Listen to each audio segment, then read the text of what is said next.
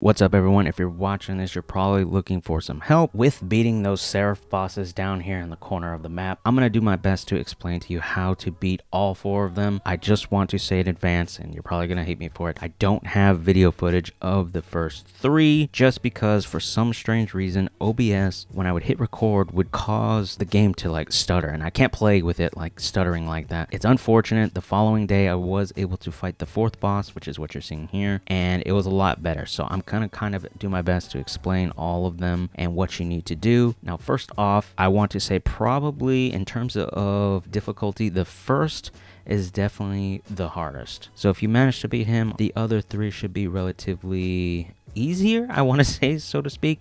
The 4th one, this one's a little difficult. It can be. If you're a tank or a healer, you're probably gonna have a hard time. Now, I can only speak from my side of things, so I play as mainly a mage, but as you can see, I swapped out for sword and shield because I'm finding it was very valuable, especially during the first boss. So let's talk about the first boss here while this 4th gameplay is playing, because I have really nothing else to show you guys, but I'll swing back to this. So as you can see, when you walk in, the arena's all the same, and you see those 4 pillars, or all those pillars on fire. The boss will appear in the middle, and this is the first time you're fighting him, so keep that in mind. A lot of the move sets are the same, they just get enhanced a little bit. So run down, you guys are going to fight, and then at some point, once you get maybe about 10-15% of the HP gone, he's going to start running towards those pillars of fire, and he's going to start channeling. And from that point moving forward, from what I've tested, when you keep hitting him, you're going to get a fire dot applied to you. So continuously through the fight, you're being burned. Now, when he does that, the flame's going to go out, and there's going to be this dark black cloud that appears around that area. So eventually all the fire is going to go out, and there's going to be these dark clouds that are basically around the edge, all the way around the edge of the arena. Do not go in those. They slow you, they apply a rend, and I think they might do a little bit of damage. Do not go into those. Now with the boss, he has, I think I counted 6 moves that you got to be aware of. So he has 2 basic attacks or attack sequences, which is a 1-2 combo. The next one you definitely got to dodge is a spiraling hammer slam, and then we move on to his 2 basic fire attacks.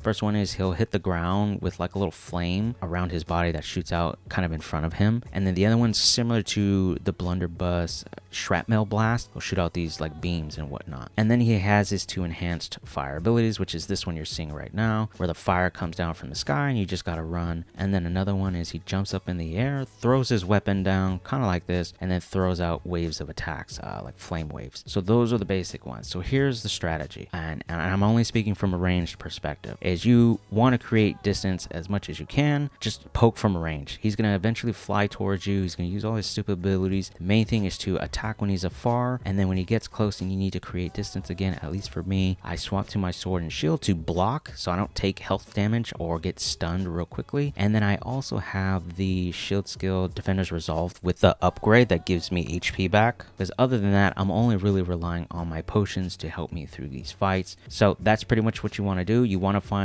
windows of opportunity to attack him. The best times to find those are with his spinning hammer move, if you manage to dodge behind him, when he's coming down from his fire attack from the sky, and then when he's using both of his basic fire skills, I find that you have windows there to kind of hit him, and that's basically what you just want to do. It's going to be a tough one. Like I said, the first one is usually the hardest.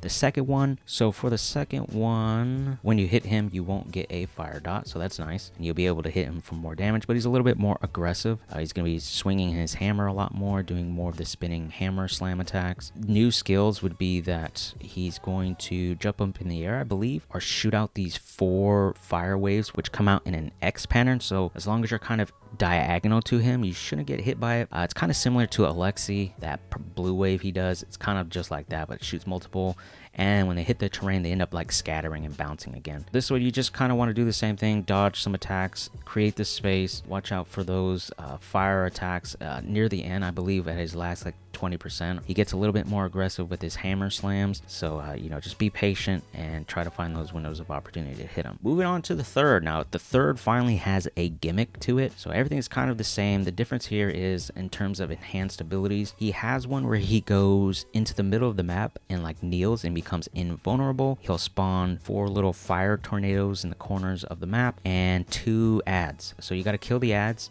Once they're dead, after a few seconds, he goes back to being targetable. Now here's where things get a little crazy. When he does his hammer slam, he's going to leave like a little circle of fire or whatever it is. Remember where those are and stay kind of close to those, because he's going to do his ultimate move, jump up in the sky, create a massive fire tornado, and the only safe place is to be right on top of that fire spot. He knocks you down and you get a debuff, which basically makes your move speed 99% or something crazy, so you won't be dragged into the center of the flame because you will insta die. It's like a 10-second skill. You will die. If you don't believe me, just try it. This one was a lot easier because when he does the firestorm ability, I guess, you could still shoot him with a ranged weapon. This is why I think ranged might be better than melee. And then as we see here, as I go through this one again with the fourth one, he's got mostly the same skill set. They just changed a little bit in terms of the visuals, I suppose. This one I could see possibly being difficult as well, just because each stage the ads get stronger and stronger, so some people might have difficulty with that. Not much else we could do there other than you just have to kill them quick.